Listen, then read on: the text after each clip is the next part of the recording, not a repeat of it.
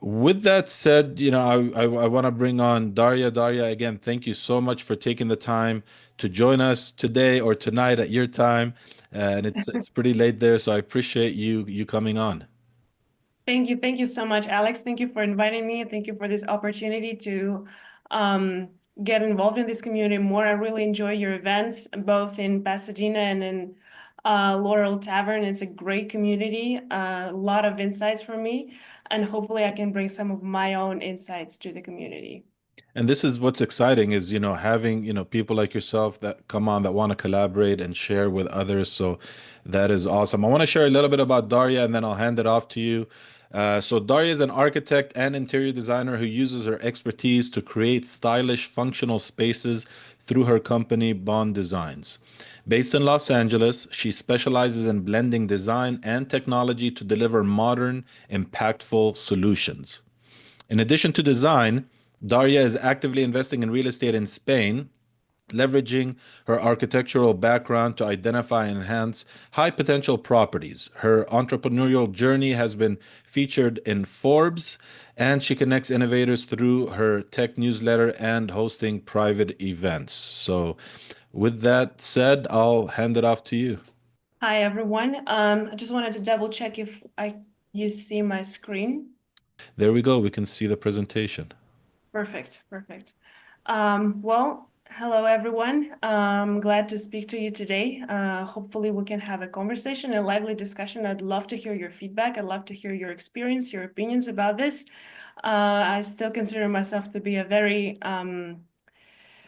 juvenile investor, even though we're closing properties fast, we're growing, we're learning, but I would love to learn something from you too, and hopefully you'll find something valuable what I have to say today. Like Alex mentioned, I'm an architect, and I guess every architect's dream is not only to build what your client wants, but to be your own client. And to be able to identify properties that can be enhanced, that value can be added, to find opportunities to grow the areas, the cities that you love, the potential that you see.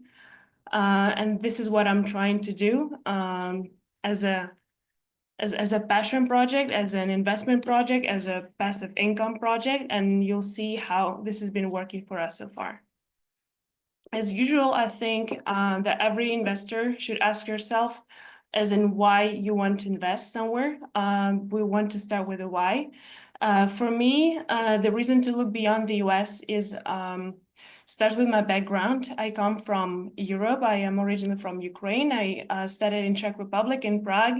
I lived in Madrid and Prague and different other European cities, and I became quite familiar with them, which kind of gives me an opportunity to understand where the properties are still undervalued and where they are already overvalued, even in my opinion, and it's kind of late to come into the market. So Spain has one of those options to still enter the market at a lower entry and to gain some attractive returns before everything becomes really hot. You can invest obviously in different ways. You can use it, you can rent it, you can hold it.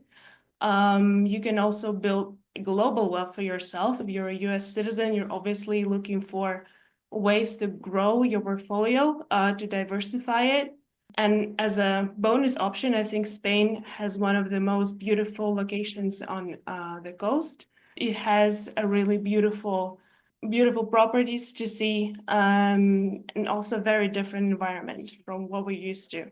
So let's look at the numbers, okay? Spain is one of the most visited countries in the world, which means there's a constant flow of tourists, digital nomads. There's a lot of mid and long-term rental properties. There's a lot of market opportunity in coastal cities that are still kind of under market, possibly except for Barcelona, which have become very popular amongst Americans as well, alongside to Marbella and Malaga, but we can talk about it a little bit later. One of the most attractive things about Spanish real estate market is the mortgages that are available for foreigners and the interest rate that is still considerably low, and also way lower than in the US, which is 2.5 to 3.5%. You can get a fixed or variable. Currently on the properties that we have a fixed rate of 2.5 for 3 years, and later it can be refinanced to secure yourself a fixed rate. It goes up to 3.5, but we're hoping to achieve a lower percentage, but that can be discussed a little bit later when we go to finances. A little bit of numbers. Here we have ROI comparison with some major cities in Europe. Like I mentioned, Prague, for example, has one of the most expensive real estate in Europe. Same comes for Barcelona. Alicante, where we are right now, it still offers very good returns. That's why we're actively staying here, spending time investing and digging up properties. We can look also at a mortgage payment versus rental yield. One of the, I guess, the most interesting advantages that we can get here with the lower interest rate is that you can pay off your mortgage fairly well and fast, while you can, with long-term rent, we're talking about long-term rent. So this is very low maintenance, low effort sort of style of investment where you only put down payment and your cash flow allows you to get some spare passive income as well as cover your mortgage expenses. If we're talking about property price, something that I like about Spain, and I guess something that can be interesting for younger people or beginner investors, is that the entry price for becoming a real estate investment in Spain is pretty low. So while we're looking at US, I tried to find some cities that are not like major metropolises like Los Angeles or New York. We're looking at a minimum of 500,000 almost. While here, we can achieve something at 170 to 100,000 and get ourselves going, start getting doors, getting our feet wet, getting some skin in the game, discover opportunities. And also we have to understand that the mortgage here is very attractive. So with the same capital, which for example here, we can secure only one property. Here you can also make, for example, 2 or even 3 if you negotiate well. Good question, So Daria. I wanted to, yes. I don't mind. I know a few slides before you mentioned about the rate between 2.5 to 3.5%, which is phenomenal. We haven't seen that in a while. I don't know if that's going to come back to it. However, can you share a little bit about how mortgages work in Spain? Like, is it a 30-year? How does it compare to the US? So in the US, the process is fairly similar. There's a financier or a mortgage broker that you talk to.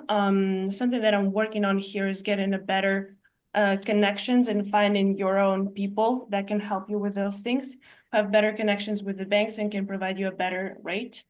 But basically how it works, you present them their income. Usually they prefer employees versus entrepreneurs, as Spanish government or Spanish financial institutions see that as a more stable sort of income. And 30% of your income is the range where you can get yourself secured in terms of financing, okay? When it comes to rate, it depends on the banks. Some banks offer higher rates, some banks offer lower rates. It also depends if you opt for fixed rate or variable rate. So for example, what we have right now is a fixed rate for 3 years. After that, it becomes, there's a Spanish index of inflation and then it's added percentage on top of it. So how it's calculated is something that National Bank releases every year. So for example, for this year, it's 2%. So let's say that at this point, we do not have a fixed rate and we have a variable rate. We would have 3% of a mortgage rate because we have 2% set by the National Bank and 1% on top of it. But we can also buy a new mortgage. We can also reach out to the bank, or our financier can reach out to the bank and renegotiate that deal for us, which is something that we're currently exploring, which is going to happen to us in a couple of years. But this is an opportunity to get a low rate fixed. Again, like we were talking, 3% is something that we haven't heard for a long time in the US. Yeah, got it.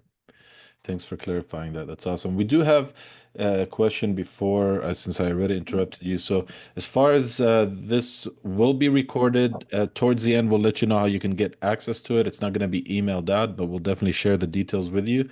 There is a question which you may be getting to later on. If so, that's great.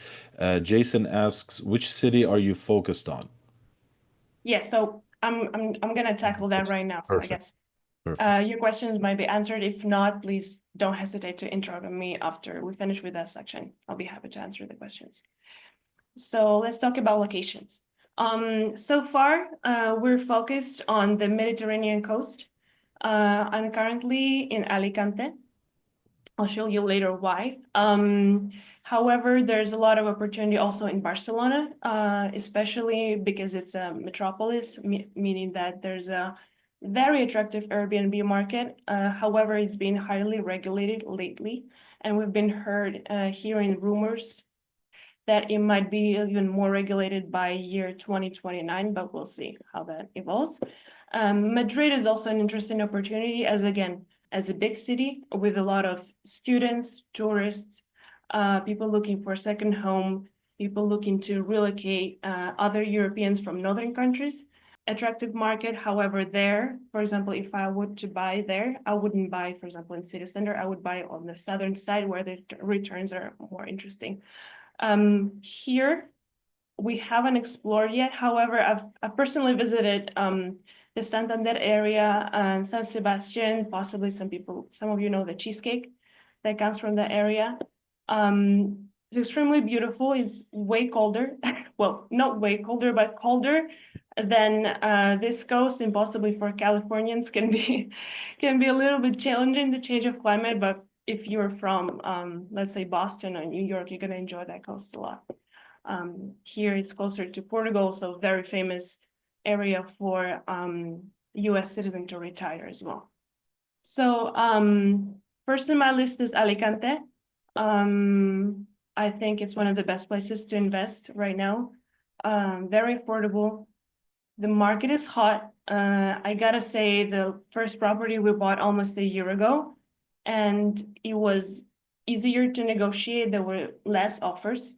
But now, when we come in like this March, basically, it has been way more challenging. The properties have risen in price 10-15% already compared to a year ago. And the market is hot. There's a lot going on, but there's also a lot of offers. People are buying, people see opportunity. So we're fighting for our properties using all our limbs. What is the attraction? It's obviously a beautiful coastal city. It has a great airport connections to major European capitals. It does not have a direct connection to the US, but it has a speed rail train to Madrid. Very comfortable, very nice. So it's very easy to navigate, easy to get to. It has a couple of universities, a couple of castles, beautiful tiny streets, very romantic and growing market with high demand. Currently, we're focusing on long-term rent here. And so we, even on long-term rent, we see attractive returns. So something that people, I guess, who live in the US and don't want themselves to get too involved or don't want this to be a part-time job and to be a low maintenance investment, something that is very attractive. Valencia, close by, very similar, a little bit more expensive. It has been named the world's best city to live in 2024 by Forbes. Again, exciting, growing economy, very safe, a lot of students, a lot of young people, professionals, a lot of digital nomads. A little bit more expensive than Alicante, I would say 20% more expensive, very high growth potential. There's a lot happening. It's possibly not for luxury buyers or high-end properties that you can see in other places, but if you're looking at midsection and higher returns on yield, that's your choice.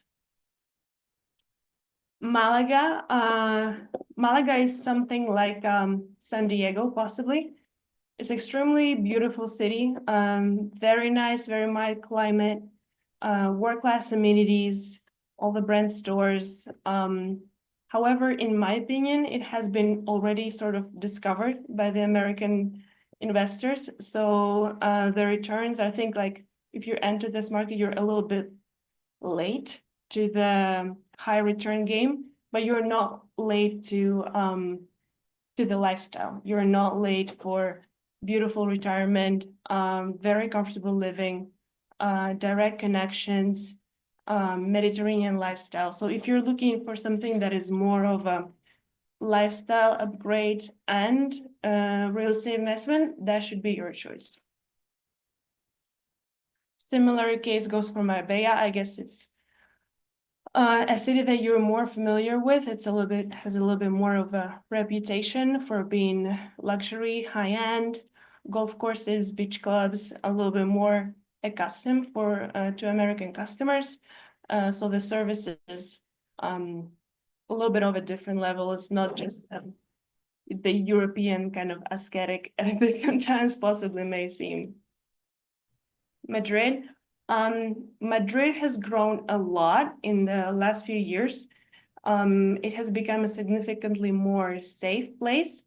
It has become a really more European, metropolitan, way closer now to a European capital than it was before. Spain is a little bit isolated market because of the language barrier. In other countries in Europe, possibly if you travel, you would notice that more people speak English. In Spain, it's not the case. It's a little bit lower knowledge. So I think that's why it's kind of been serving as a barrier for international investors. But I guess if you're from California and you speak Spanish, that for you is fully an advantage. You should capitalize on that. As you can communicate freely, negotiate freely, you can understand all the contracts. You don't need to spend money on translations, etc. And of course, you have a direct access with the US, Iberia flights, very straightforward, simple every week. I think 2 days a week they have. Yeah.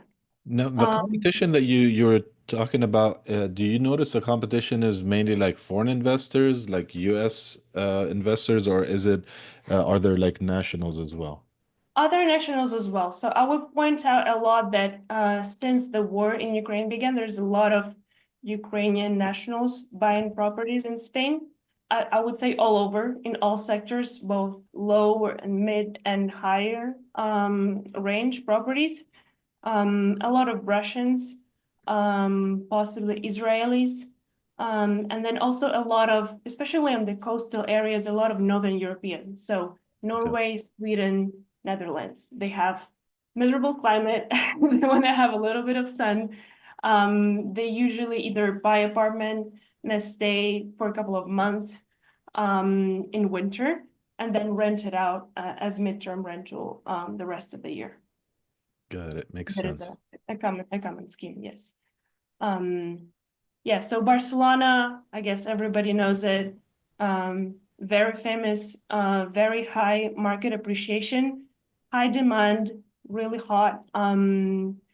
One of the problems that you might encounter here is that even though your Airbnb rental is really attractive there, it can also be highly regulated. It's difficult because in Spain you need to get a license for it. In US, the market is a little bit more landlord oriented, obviously depending on the state.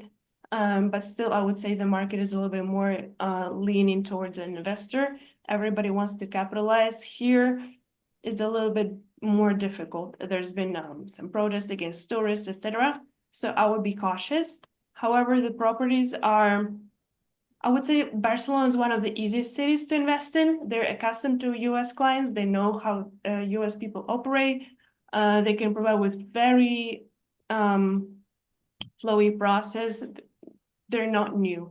For example, here in Alicante, if I would compare, whenever you say that, oh, I'm from the US or US investor, they're more like surprised, unfamiliar. There might be some cultural differences that you need to tackle. It helps a lot that my partner is from Spain, so I don't need to get accustomed to that, so you need to give somebody Haman to get a good attitude from them. But those tricks you learn, I guess, as you go along the way, and you learn.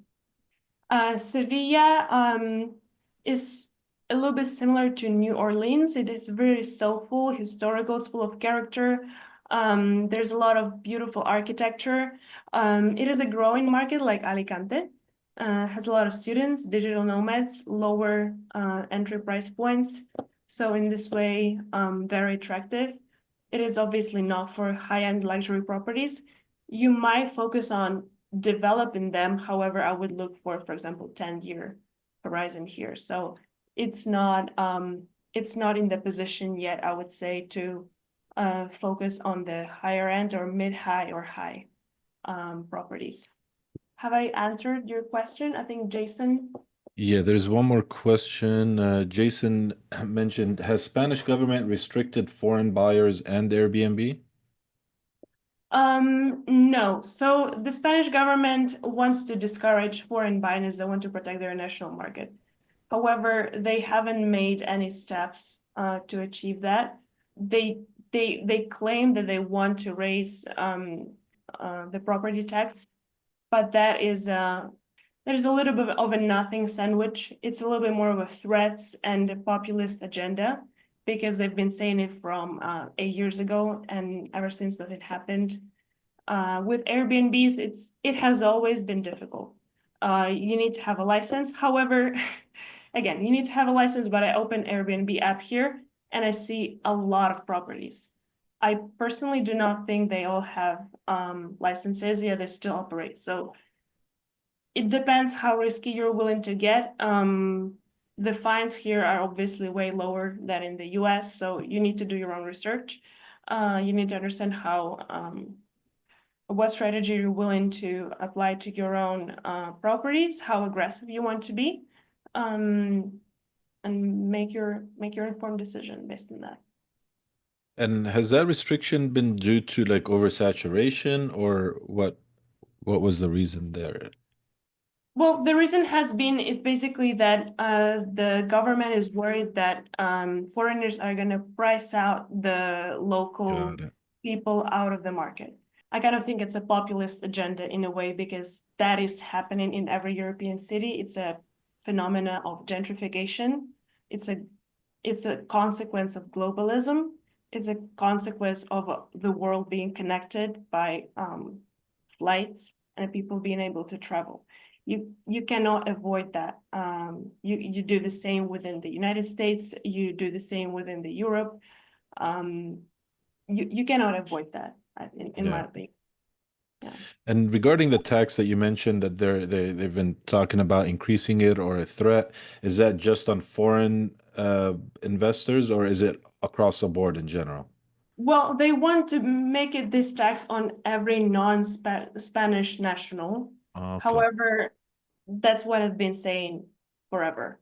Okay. Um, they always try to raise this topic as the election isn't coming, and everybody's kind of seeing it as a joke because it's been happening always. It doesn't make sense for them and for their market because Spanish people are just not buying as much. Got it. Um, and it's not like they cannot afford it. They just move out of it downtown, which is being priced higher, but that's a normal city growth. Yeah.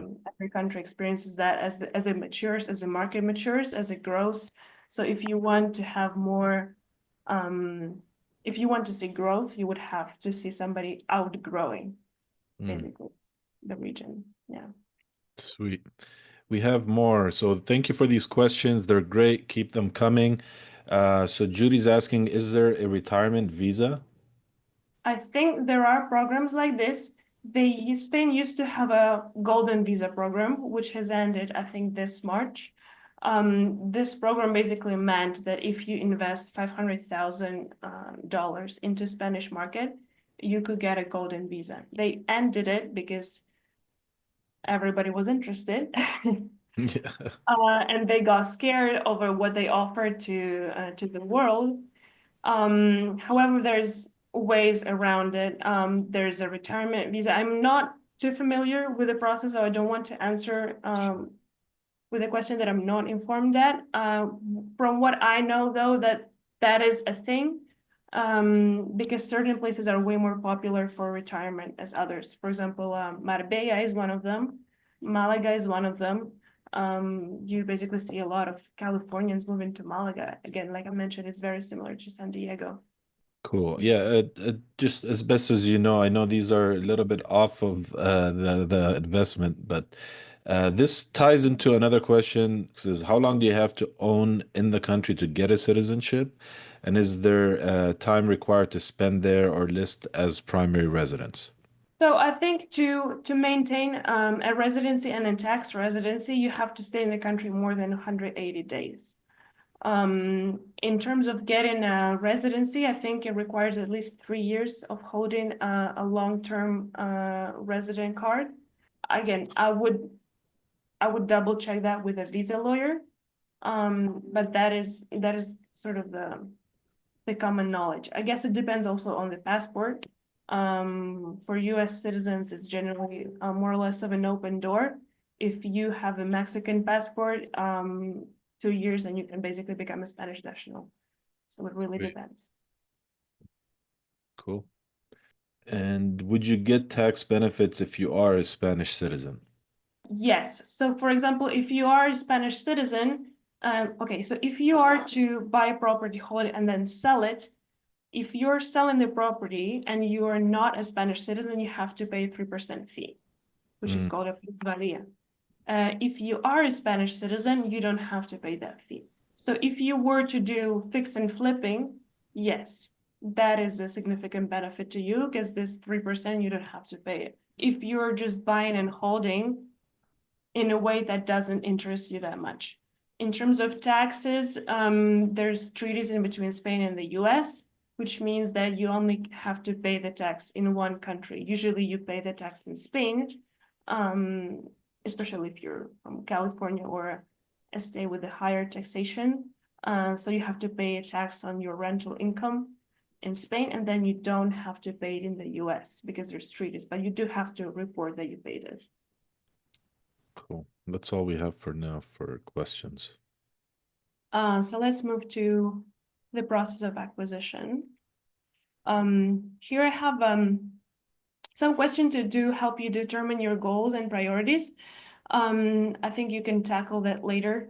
It's kind of a personal thing, I assume. But I think everybody needs to answer those questions to understand where they want to get. Like I said in the beginning, it's really important to know your why. It's really important to know where you go to get there. So you need to know what's your primary investment goal, whether you want to form a passive income, whether you're looking at capital appreciation, flipping, retirement, or lifestyle change. You need to know which geographics you're looking at, what's your investment timeline. Again, if you're looking at a short term, you want to flip the property or renovate it, or you want to hold it long term and then eventually live there. What's your risk tolerance level? If you want to have a hands-on management or you want to fully outsource it, or you want something really low maintenance like long-term rental where you don't have to basically care about it for 5 years of the contract or something like that.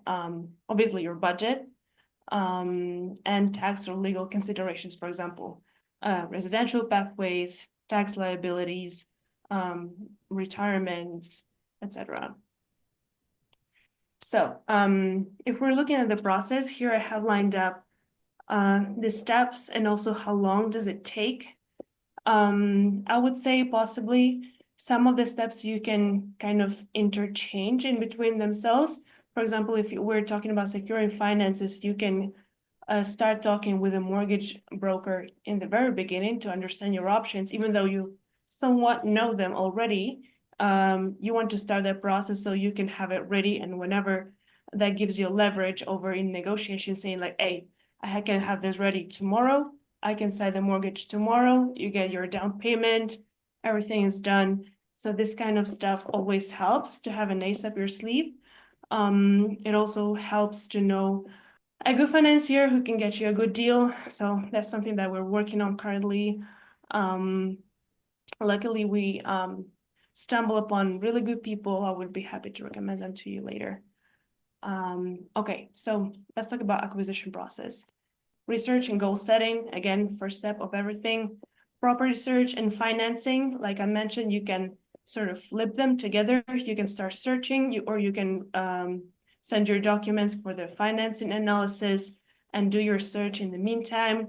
This step usually takes around 2 months, I would say, Wow. depending on if they require some extra documents for you from your employer or your spendings, your credit history.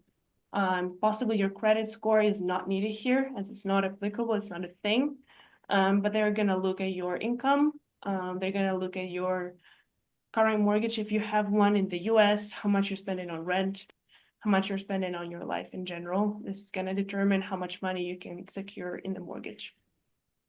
Property visits, that is absolutely significant, very vital. Yeah, something that possibly you have to understand that Spain in general, which can be a advantage and a disadvantage, is a slower country than the US.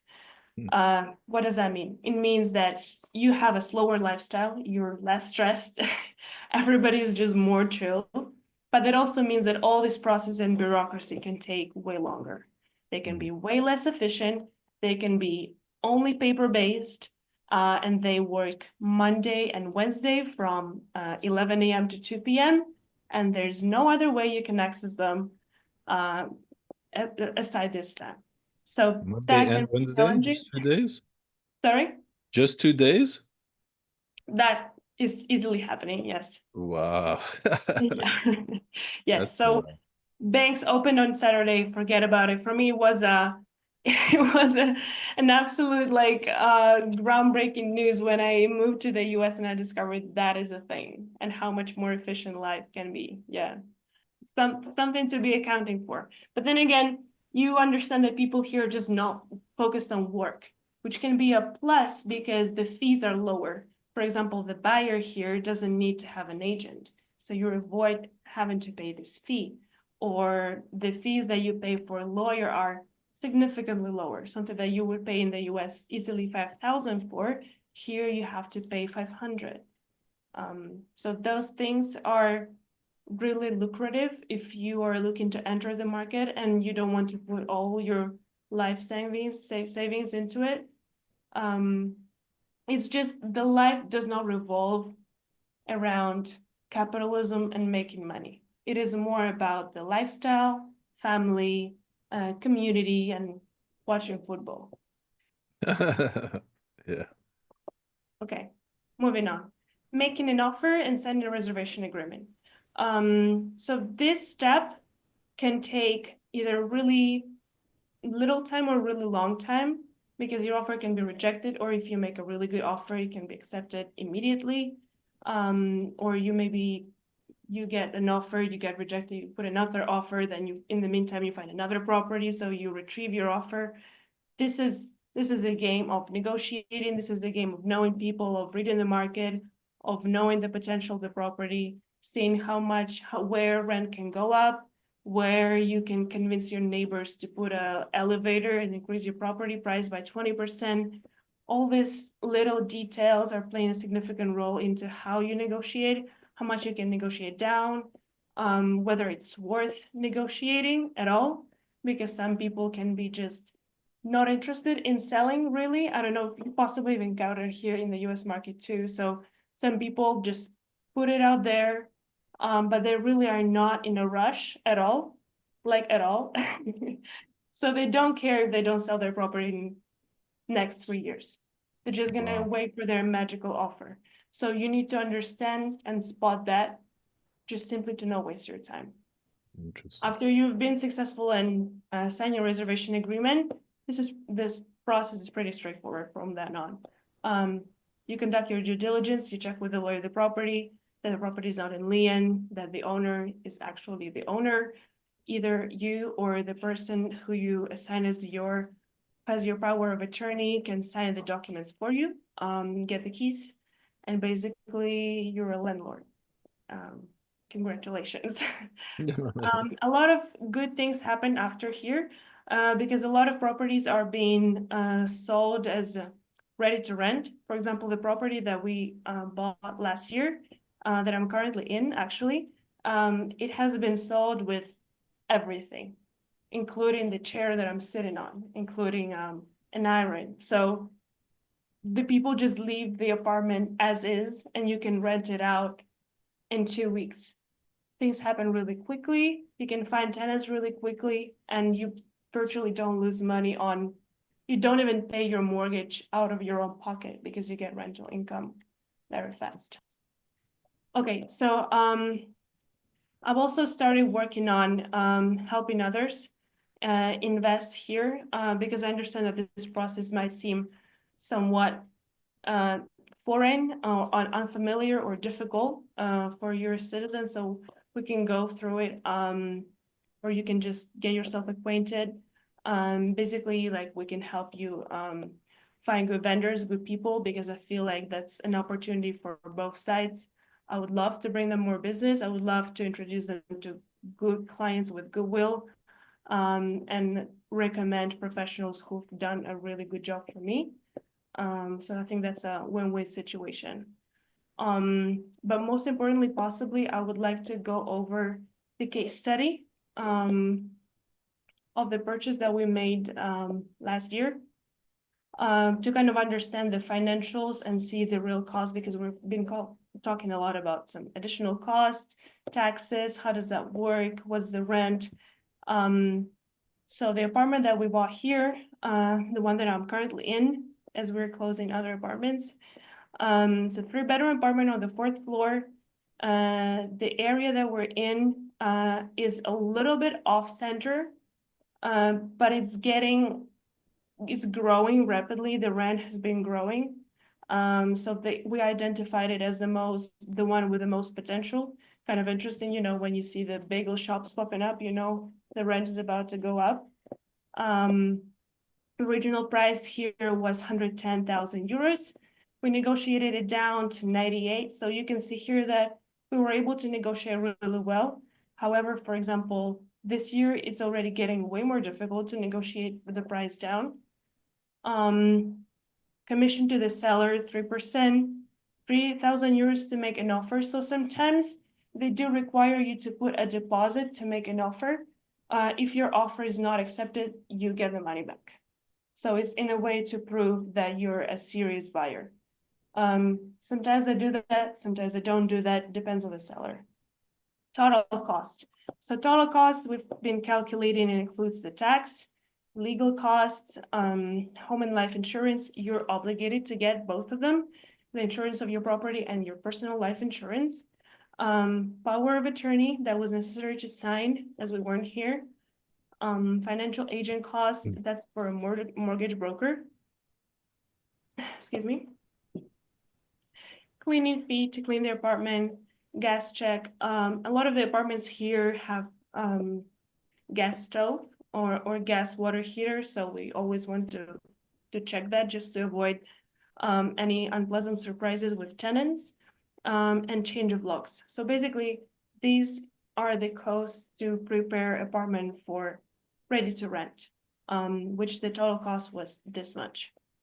The mortgage monthly is 370 euros. Like I mentioned, we have interest rate of 2.5. The down payment was 30%. We financed 70%, 5,000 euros to sign the arras. The arras is the reservation agreement. It's basically for you to put dibs on the property. It is mandatory. It is usually a percentage, so it varies, depends on the price of the property. In this case, it was 5,000. The rent that is being rented from next month is 950 euros. So you can see we're well covered. The rental yield here is 9%. The ROI without appreciation is 8.9.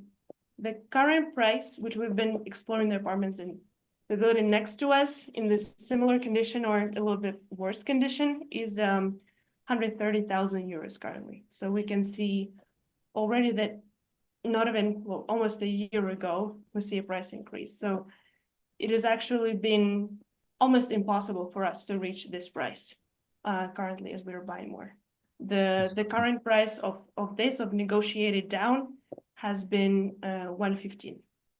So question here, Yes. if you don't mind. So you mentioned Down under the negotiated price, it says commission to seller's agent 3%. So does the buyer have to pay the commission to the seller's agent in this transaction?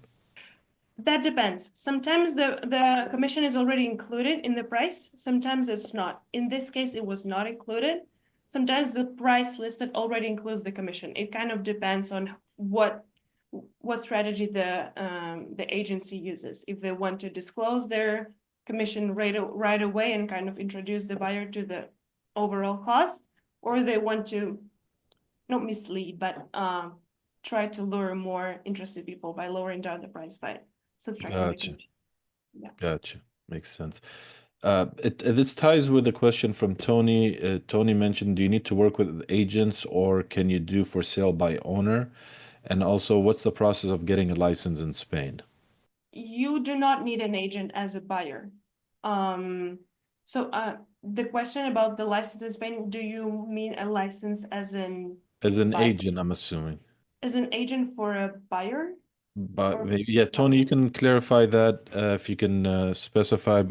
The first thing that came to my mind is maybe like as a real estate agent. Yeah, because it says that it's a seller agent is getting 3%. Can I go directly to the somebody, not use an agent, not have to Yes. pay that? And then also if I'm a licensed agent here in the States, what would be the process of getting licensed in Spain? I'm not familiar. How does that work? If you want to get licensed here, you don't need to have an agent on either side. Let's start from here. You don't need. One of the properties we actually bought directly from a person. So there was no agents involved at all. It is a common practice. It happens a lot. A lot of the apartments, I would say possibly 80% of the apartments that are on sale are through the agents. They are not personal agents, they're more like real estate agencies. Got And they have, I assume, a license on their whole agency. I'm not sure how it works. I've actually haven't encountered an agent being just a solo agent. Funnily enough, if you walk around here, you see a lot of agencies, like, I don't know, possibly 20 brands or more. On every corner, there's a new agency with a different name that involves just real estate. Um, but again, you don't need that. As a buyer, you don't need that at all. As a seller, you might or might not want to go with an agency. It is easier to negotiate with a person than with an agency. You can offer them flexibility. They can offer you flexibility in terms of price. For example, one of the apartments we secured with a seller who's opting out of agent, um, we agreed to delay the transaction 6 months to let his current tenants finish their contract, and in a way we negotiated down the price. So that was really attractive for us. Nice. Nice. Couple more questions and we'll get you back. Sorry to interrupt you.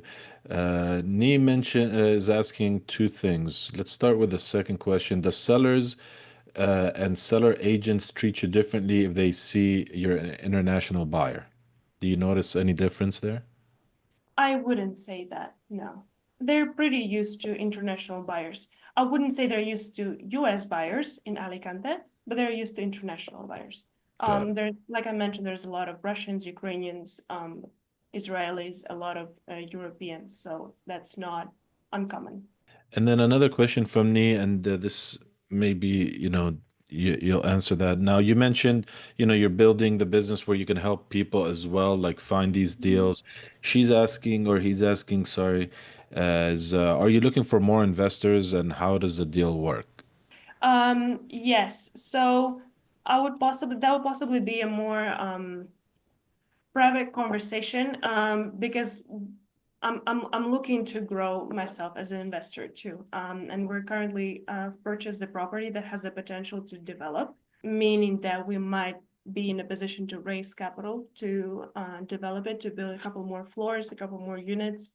Um, People are not used to it here, so in a way, it's an advantage to have a US mentality here, I think. Mhm. Especially in a growing market like Alicante, you see opportunities that people are not exploring simply because, again, like I mentioned, the Spanish mentality is not to maximize returns or make Mm. a lot of money. It's focused on different things. So in this way, it is really attractive. It is interesting. And I would say that yes, we're working with that. I would be happy to talk to you personally if you're interested to learn more about it. I think this presentation includes basically all three approaches how you can tackle this collaboration. We have a lot of context here as we've been working on it for almost a year. And again, like I think sometimes people say that real estate can be sort of passive income. I honestly don't believe in passive income. I don't think that income is just passive. I think you still have to put work. And honestly, being here for 3 weeks now almost, it has been a full-time job. Negotiating, looking, visiting, pressuring people, pressuring agents, finding opportunities, investigating the market and the rent.